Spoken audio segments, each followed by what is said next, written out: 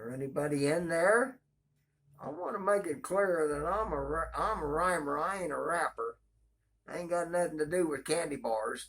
You know what I'm talking about, or do you?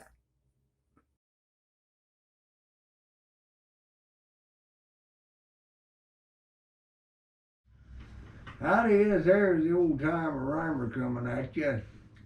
I'm going to kind of relate kind of a tribute kind of deal to an old friend of mine. We met back in high school back in 65. We graduated in 67, and back in those days you had four choices for your career.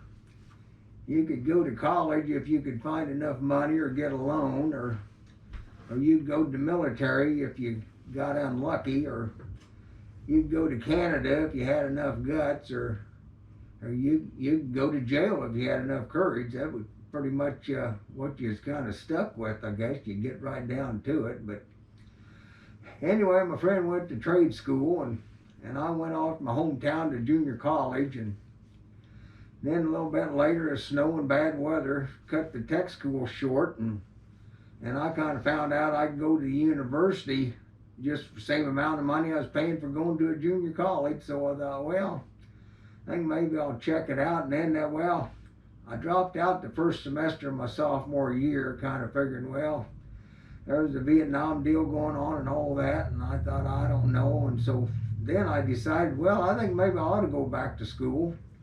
And that's when my friends and neighbors chose me to represent them in the selective service selection. I thought, boy, these people ain't my friends or neighbors.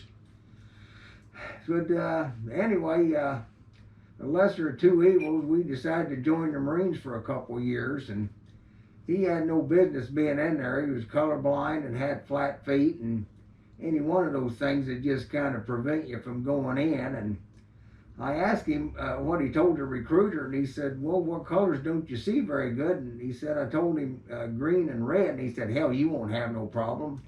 Next thing you know, he's a machine gunner over in Vietnam. But he ended up being a combat decorated Marine, and I ended up surviving a race war down in North Carolina, and we both come out of it okay. And when I was down in North Carolina, my brother had stopped by, and we went and seen this movie, Easy Rider. And it pretty much set the stage for what we was going to do, hopefully, after we got out of the Marines, and got on a couple of hogs and headed for Yellowstone. And we ended up going through about 8 states, and we was gone for about 3 weeks, and had a really pretty good time. And then we got chased home by a snowstorm, and that pretty much took the end of that one. And well, and then I guess it was probably in about the early 70s, we all loaded up and headed for Colorado, and a friend bought a brand new Ford pickup, had a camper shell on it. And next morning we were driving along down through the mountain roads, and the driver said, why does everybody keep looking at us? And my friend had a tendency to grow hair all over his body except for on the top of his head. And I said, hell, they probably figured we captured a Bigfoot. And it kind of stuck, and he was Bigfoot from then on. And oh geez, we partied through the 70s and then into the 80s, and he decided to settle down, and he had a son and moved away, but then we still stayed in touch. And he didn't live too far away, and he ended up building a shed out in his backyard, and it was kind of a man cave for us. And we'd go in there and we'd talk about old times and just everything in general. And he had a big screen TV, and we had a computer, and we'd go surfing, and just we could sit down, we could talk about stuff that happened 50 years ago. And later on, he got a 50-gallon aquarium and full of goldfish, and I kind of thought of it as aquatic therapy. I just kind of sat there and just kind of watched them go back and forth, and seemed like they didn't have a whole lot to worry about except, when to eat. But we was out in the shed. It was, well, at one point in time, I guess I should say, where I was out at Walmart shopping for Christmas, and I was walking along, and literally this outline of a foot fell down off of the wall and landed right in front of me, and it was like for a bottom of a bathtub. And it was probably about 4 foot long, and so I made it a Christmas present, and Bigfoot hung it on the door of the shed. And it was probably about a week before Halloween in 21, and we was out in the shed and just kind of going over stuff. And anyway, he was kind of shy, but he'd always tell you what he had on his mind. He'd be direct about it.